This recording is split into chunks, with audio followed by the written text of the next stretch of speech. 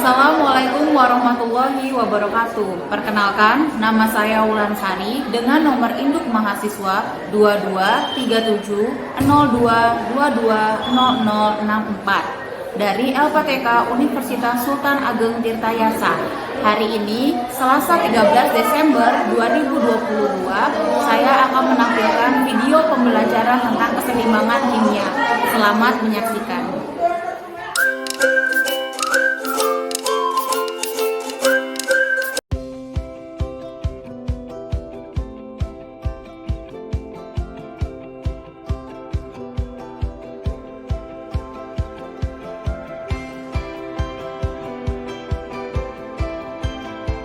Assalamualaikum warahmatullahi wabarakatuh. Waalaikumsalam warahmatullahi wabarakatuh. Ya, selamat pagi anak-anak. Ayo. Gimana kabar ya kelas 11 IPA? Sehat ya, alhamdulillah kalau gitu. Ya, baik, silakan ketua kelas pimpin doa.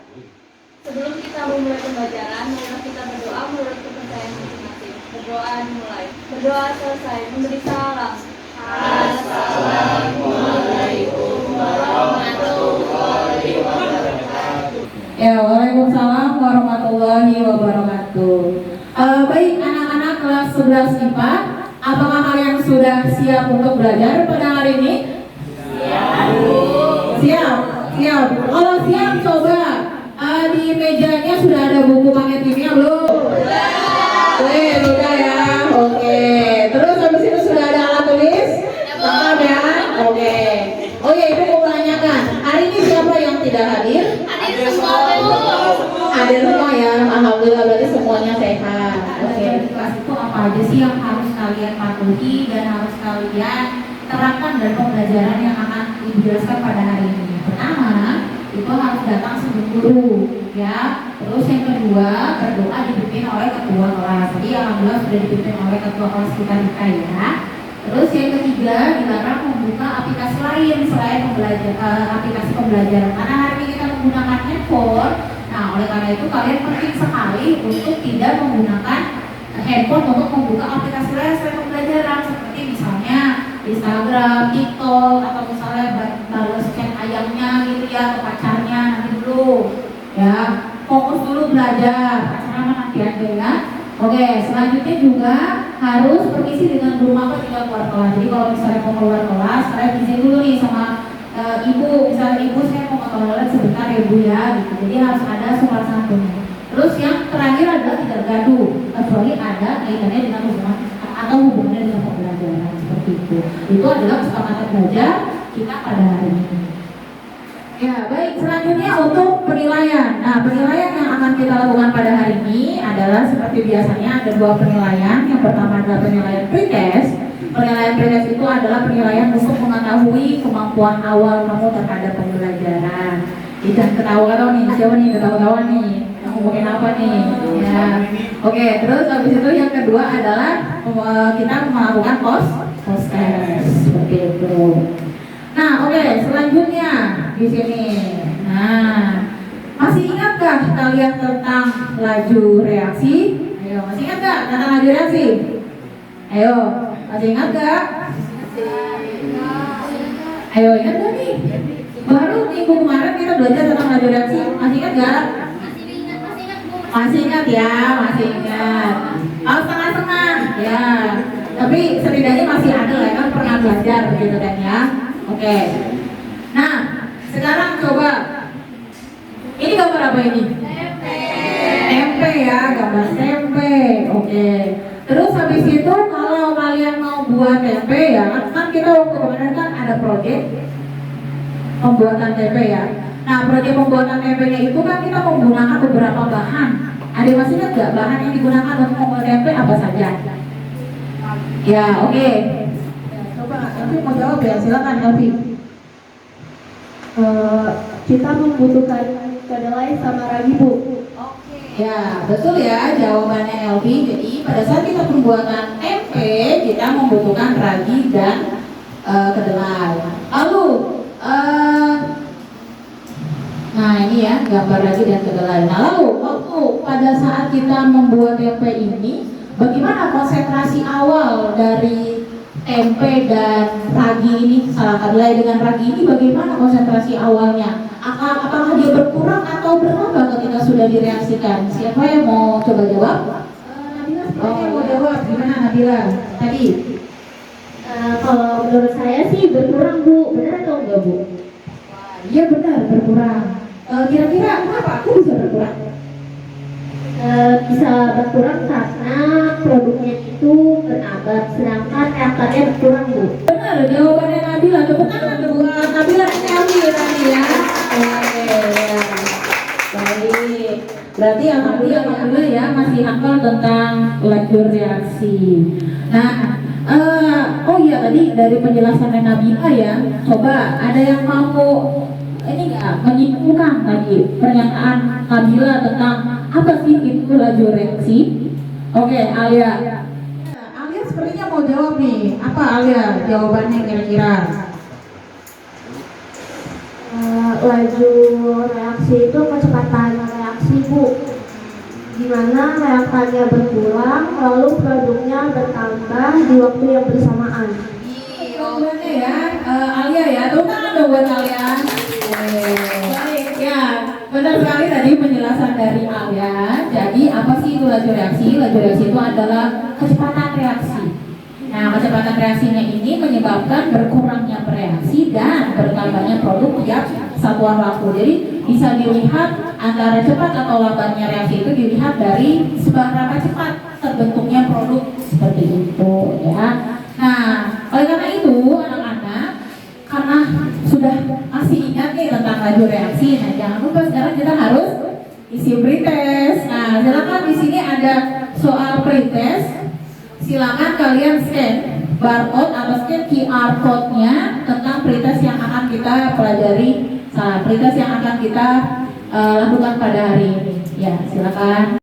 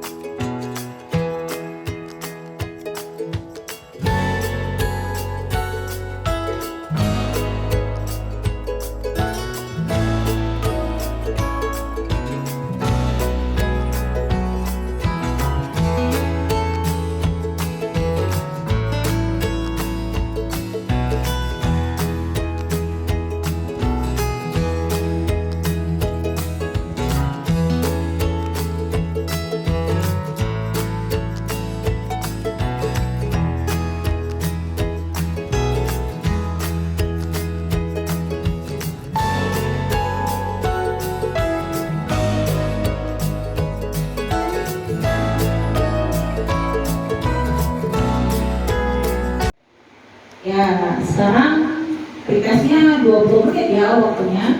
Nah, gimana? Ada yang kesulitan nggak? Ya, aman ya. Oh, udah. Ya.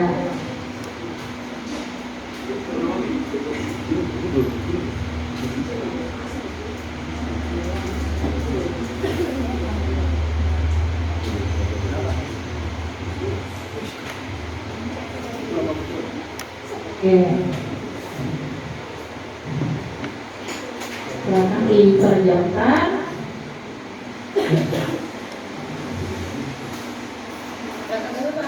Semuanya sudah selesai? Oke, sudah selesai ya. Oke, baik. Sekarang coba perhatikan lagi ke layarnya. Layar tentang kompetensi dasar. Jadi kompetensi dasar itu adalah hal-hal apa saja yang akan kalian pelajari di dalam pembelajaran pada hari ini, dan kompetensi-kompetensi apa yang harus kalian miliki saat mempelajari materi pada hari ini.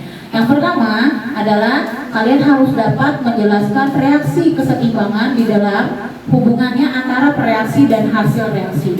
Lalu dapat menyajikan hasil pengolahan data untuk menentukan nilai tetapan kesetimbangan suatu reaksi. Lalu dari kompetensi dasar ini diturunkan menjadi beberapa indikator, ya, indikator yang harus dicapai atau indikator penilaiannya nih. Yang pertama adalah dapat menjelaskan konsep kesetimbangan dinamis serta hubungan antara reaksi dan hasil reaksi. Lalu selanjutnya menentukan rumus tetapan kesetimbangan konsentrasi atau KC pada reaksi kesetimbangan.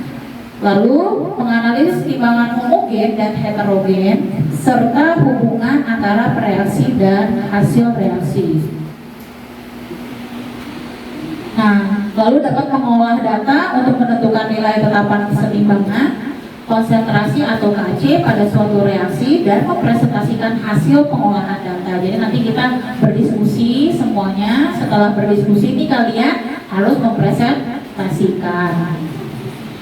Nah, ini tujuan pembelajarannya. Jadi setelah kamu belajar materi kesetimbangan kimia pada hari ini, kamu yang pertama nih, kamu bisa menjelaskan konsep kesetimbangan. Apa itu kesetimbangan dinamis, ciri-cirinya bagaimana, hubungannya bagaimana, dan juga kalian bisa menentukan rumus tetapan kesetimbangan atau KC, dan juga kalian bisa menganalisis kesetimbangan homogen dan heterogen serta hubungannya dengan reaksi dan hasil reaksi, dan dapat mengolah data untuk menentukan nilai tetapan kesetimbangan dan mempresentasikannya.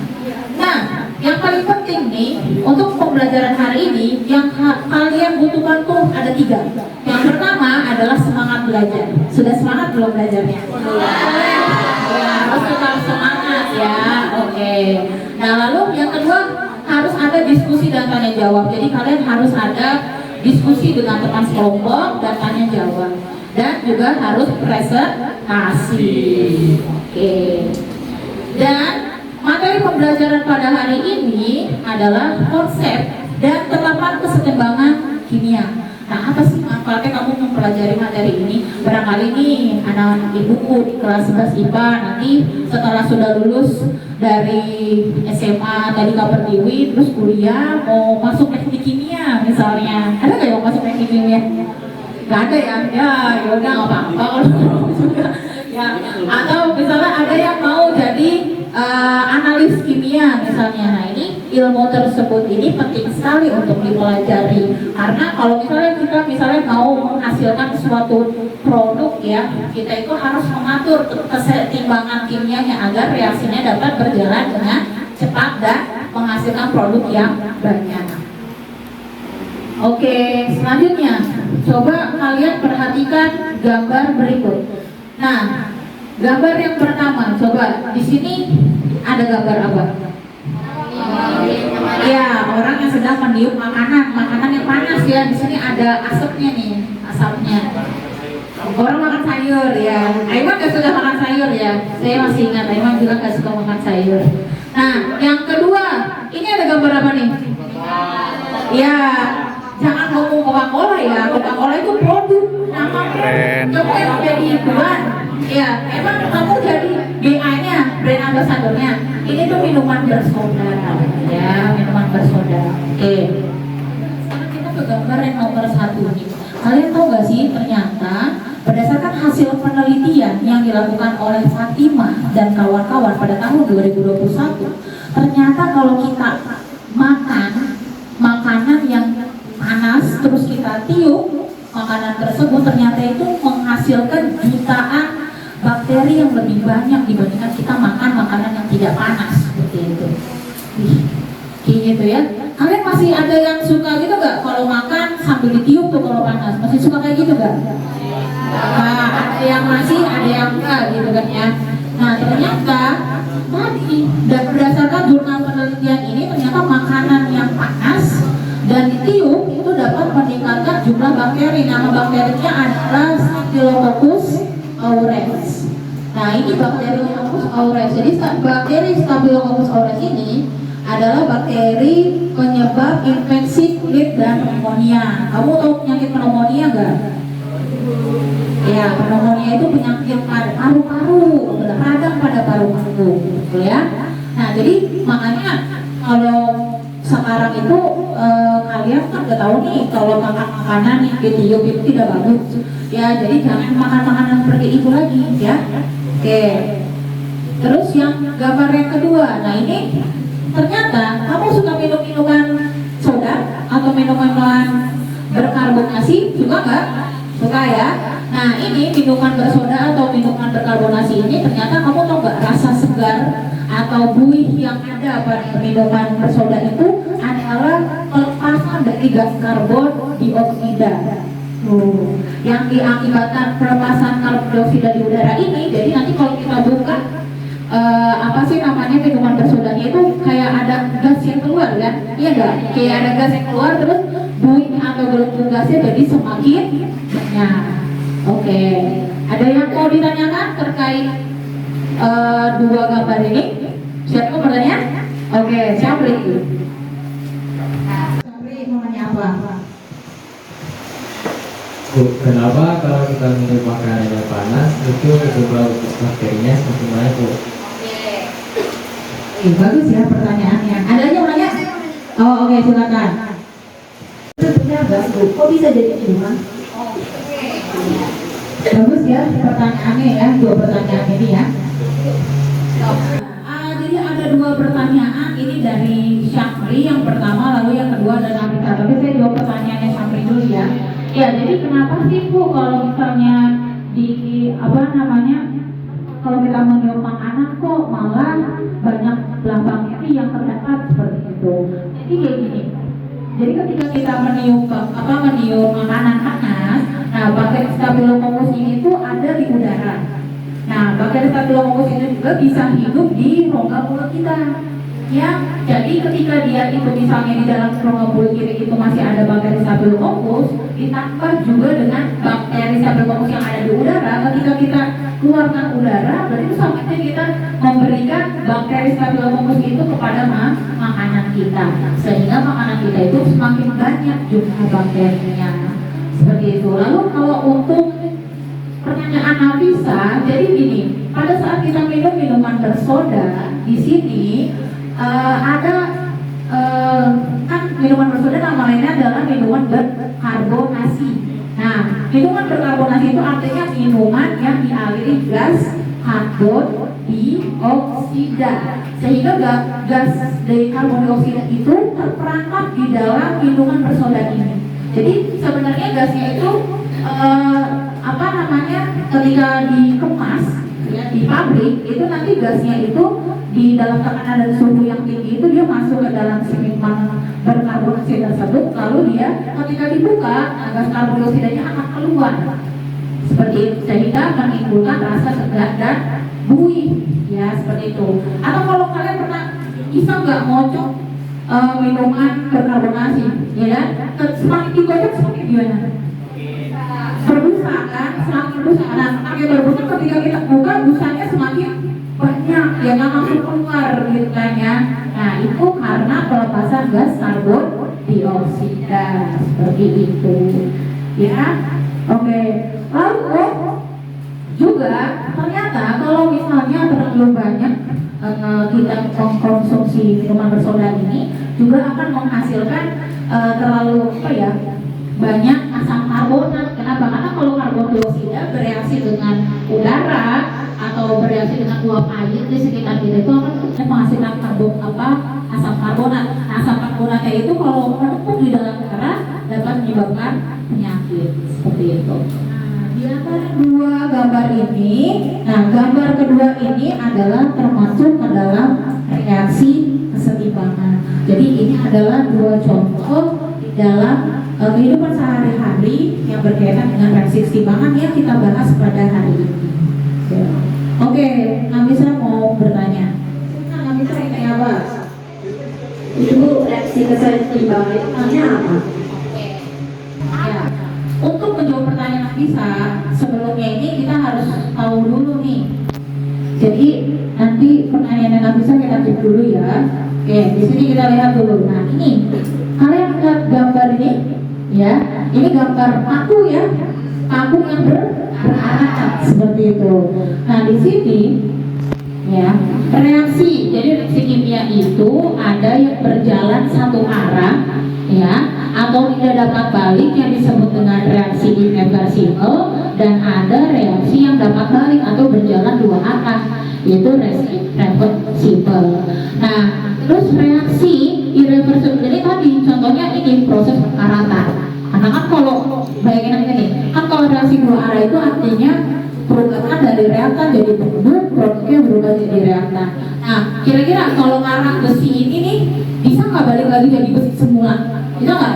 Nggak bisa kan? Nah, ya makanya itu namanya reaksi irreversible. Sedangkan tadi dua gambar yang tadi yang ibu tampilkan tentang meniup makanan panas dengan satu lagi minuman bersoda itu disebut dengan reaksi reversible. Nah, untuk menjawab pertanyaan yang bisa, makanya kita harus berdiskusi bersama dengan kelompoknya. Nah di sini ada 4 kelompok, ada namanya metana, etana, propana, dan butana.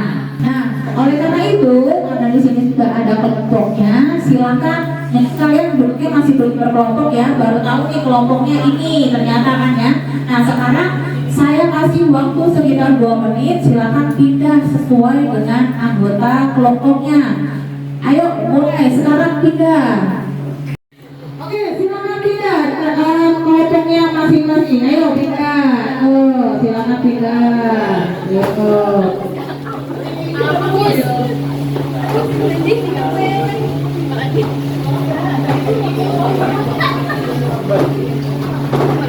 pindah. Sudah belum sesuai kelompoknya? Sudah ya? Oke. Ya, baik. Di sini anak-anak coba perhatikan dulu layarnya. Nah, di sini ada ini ya, QR code tentang LKPD yang harus kalian diskusikan. Jadi silakan kalian scan QR code-nya. Ayo, silakan di-scan. Ayo di-scan. Ya, ada kesulitan nggak scan QR code-nya?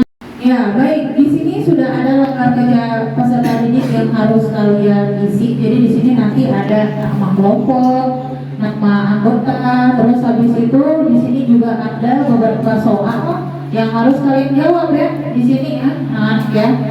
Nah, terus juga nanti ada video yang harus kalian scan untuk kalian tonton seperti itu. Nah, ingat untuk menjawab pertanyaan yang ada di LKPD, kalian bisa cari sumbernya di buku paket dari modul yang ibu berikan ataupun juga dari video YouTube yang ada di LKPD-nya seperti itu. Jelas nggak anak-anak? Jelas. Oke, baik. Nah, berarti silakan kalian kerjakan ya, kalian kerjakan LKPD-nya ya. LKPD-nya ibu kasih waktu 20 menit untuk mengerjakannya ya. Oke, silakan dikerjakan.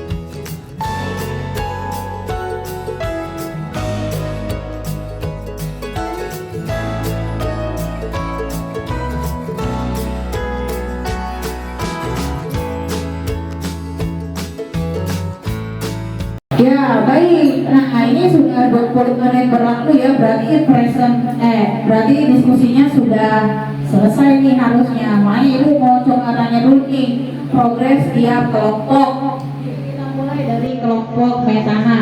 Gimana nih kelompok metana, udah bisa belum? Udah selesai belum ngerjainnya?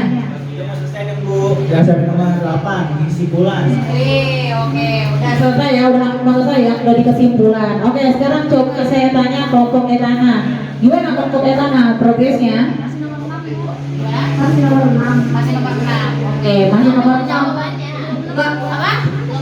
Belum tahu jawabannya. Aduh, 20 menit nih, masa belum nemu jawabannya? Ayo, ini lagi ya. Oke, selanjutnya ke kelompok perubahan. Gimana kelompok perubahan? Udah selesai sih Bu. Semua alhamdulillah. Weh, ya udah. Udah semua ya, wih, bener nih kelompok perubahan. Oke, sekarang Mutana, yuk Mutana. Wah, kelompok kita mah udah selesai Bu. Oh, Ya, presentasi nggak? Presentasi nggak? Iya Bu, kelompok utama mau mulai duluan. Wes, Keren banget ya, kelompok Mutana yang mau maju duluan. Oke. Baik, tadi kan kelompok Mutana bilang ada yang mau maju duluan ya. Nah, silakan maju. Ayo, kalau ada tepuk tangan untuk kelompok Mutana. Assalamualaikum warahmatullahi wabarakatuh. Waalaikumsalam warahmatullahi wabarakatuh. Nama saya Yubi, saya dari kelompok utama dan saya di sini sebagai moderator. Kelompok kali ini kelompok kita akan presentasi yang akan dibacakan oleh Alfianisa, Alena Nadia, Alizara Madinka, Yutina.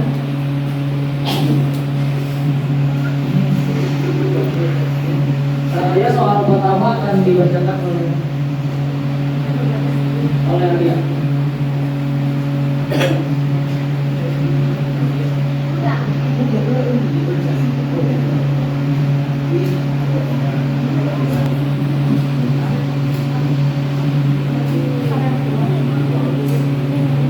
Untuk pertanyaan yang pertama, dalam suatu gedung seseorang ingin naik ke lantai berikutnya dengan menggunakan eskalator untuk turun. Apakah dia bisa sampai ke lantai berikutnya? Jawaban dari hasil diskusi kelompok ini, ya bisa. Namun untuk waktu dan tenaga untuk melawan arus eskalator.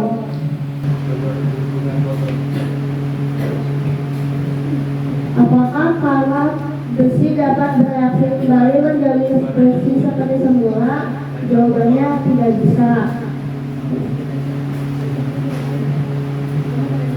Apakah reaksi perkaratan besi termasuk ke dalam reaksi irreversibel, reaksi yang tidak dapat balik atau reversibel? Baik, sekarang kita masuk ke sesi tanya jawab. Akan diberikan 2 kesempatan bertanya. Tapi jika waktunya memungkinkan, maka bisa kita tambah.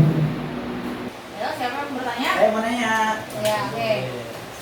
Ayo. Saya Adi dari kelompok Betana ingin bertanya, apakah reaksi kesetimbangan kimia itu reaksi reversibel atau irreversibel? Oke.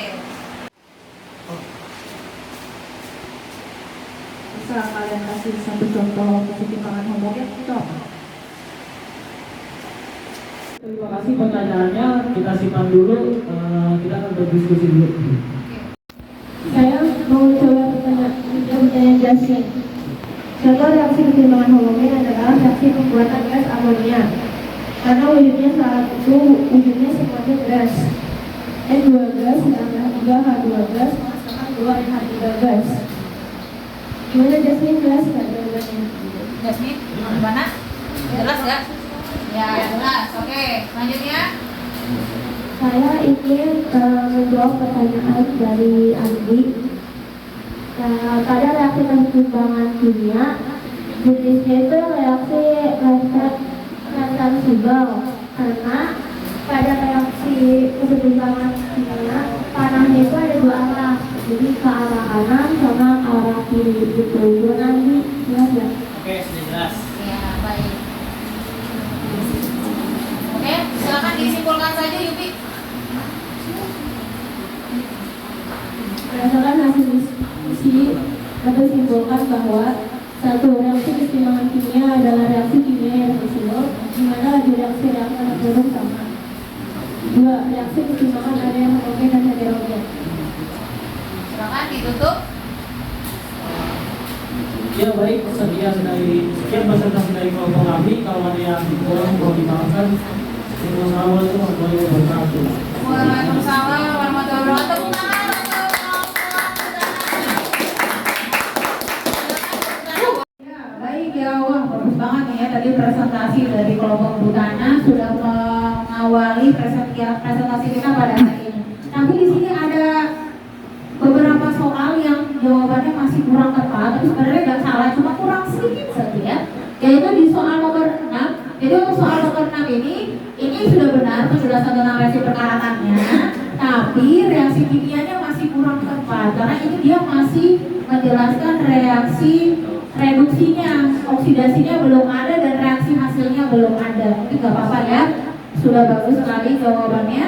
Lalu untuk soal yang nomor terakhir ya, untuk nomor 10 di sini ini mungkin nggak kelihatan ya, di sini ada huruf S ya di sini ya. Ini harusnya ini bukan yang homogen ya, karena di sini masih ada yang beda wujudnya. Kalau di sini kan aqueous kan ya, ya memang homogen, tapi di sini ternyata masih ada S atau solid, sehingga harusnya ini keseimbangannya apa? Reaksinya heterogen. Tapi sejauh ini kelompok Butana sudah bagus sekali ya, jadi sudah lengkap penjelasannya. Oke, selesai presentasinya pada hari ini. Berarti sekarang kita bisa melakukan post test ya. Oke, silakan. Di sini ada QR code. Ya, QR code yang bisa kalian ini ya. Bentar. Nah, ini ada QR code, silakan nanti kalian scan barcode-nya atau QR code-nya lalu kerjakan post test-nya.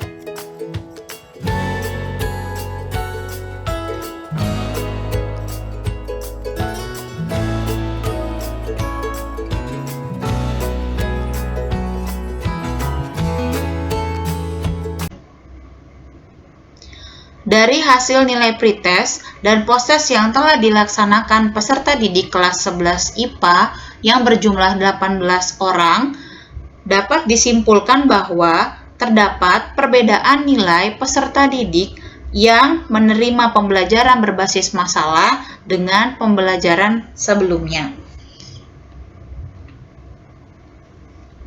Di mana nilai pengetahuan peserta didik sebelum menerima pembelajaran berbasis masalah, nilainya masih di bawah KKM. Lalu setelah menerima pembelajaran berbasis masalah, mendapatkan nilai yang lebih tinggi dibandingkan nilai pretestnya. Dan ada juga beberapa peserta didik yang nilainya mencapai 100 atau nilai sempurna.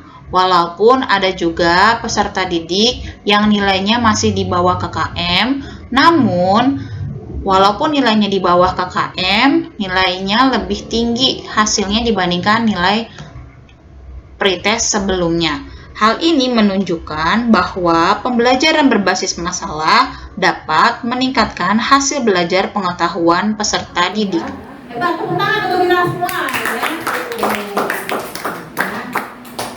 ya. Selanjutnya setelah kita sudah post test nih, nah di sini Ibu mau bahas sedikit aja tentang keseimbangannya. Tadi sebenarnya kalian sih udah pintar ya, sudah bisa menjawab semua. Jadi reaksi keseimbangan kimia itu adalah reaksi di mana keadaan yang itu antara laju reaksi produk dengan reaktan itu sama, lalu berjalannya di pada waktu yang sama juga, dan dia itu terus-menerus terjadi reaksinya ya. Lalu keseimbangan kimia ini merupakan reaksi reversibel atau reaksi yang dapat balik. Tetapan keseimbangan kimia itu dibagi menjadi dua.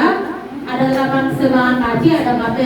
Nah, tetapan keseimbangan Kc ini dia itu dibagi menjadi dua. Ada yang heterogen, ada yang homogen ya. Kalau homogen ini fasanya sama, kalau heterogen fasa wujudnya yang berbeda.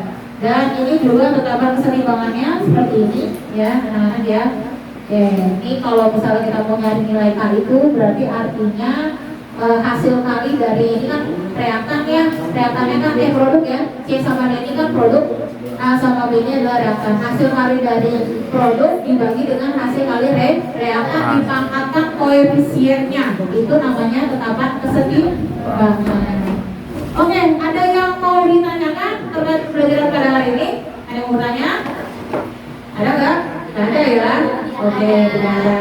Oke, terus ada yang mau buat kesimpulan? Siapa mau buat kesimpulan? Oke, ya silakan berikan kesimpulan. Reaksi keseimbangan itu reaksi bolak-balik yang terjadi ketika laju reaksi produk dengan laju reaksi reaktannya itu sama. Reaksi keseimbangan itu ada dua, yaitu homogen dan heterogen. Oke, masih pesan terhadap pembelajaran hari ini? Oh ya, silakan Nafisa. Oke, buat saya mau kasih kesan-kesan untuk pembelajaran hari ini. Orang saya semangat bisa isi soal langsung dengan worksheet, bisa presentasi dan juga diskusi dengan kelas kelompok. Dia tuh menarik dan seru.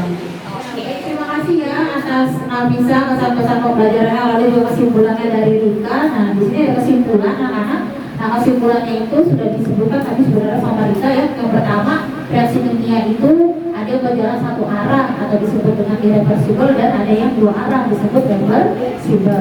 Lalu reaksi keseimbangan ini termasuk dalam reaksi reversibel. Kenapa? Karena dia itu ada perubahan dari reaktan jadi produk berubah menjadi reaktan. Lalu reaksi keseimbangan ini juga ada yang homogen, artinya satu fasa, dan ada yang heterogen yang wujudnya lebih dari satu.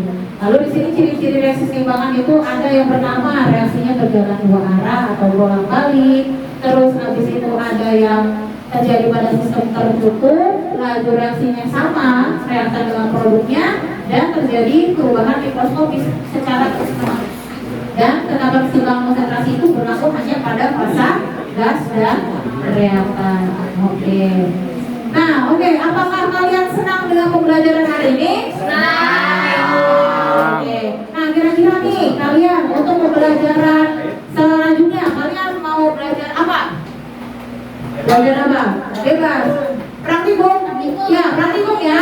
Oke, berarti minggu depan kita akan praktikum tentang faktor-faktor yang mempengaruhi keseimbangan kimia seperti itu ya. Dan jangan lupa nih anak-anak ya, seperti biasa jangan lupa isi jurnal refleksinya ya. Nanti jurnal refleksinya saya kirim ke grup kelas masing-masing ya, seperti itu ya anak-anak ya. Ada lagi yang mau ditanyakan? Nggak ada ya? Oke, baik. Kalau sudah tidak ada lagi yang mau ditanyakan, Ibu cukupkan dulu pembelajaran hari ini. Tapi sebelum ditutup, kita berdoa dulu nih. Ya, ayo kita berdoa dulu sama-sama. Kita membaca hamdalah. Alhamdulillahirobbil alamin. Mohon maaf apabila ada salah-salah kata. Wassalamualaikum warahmatullahi wabarakatuh.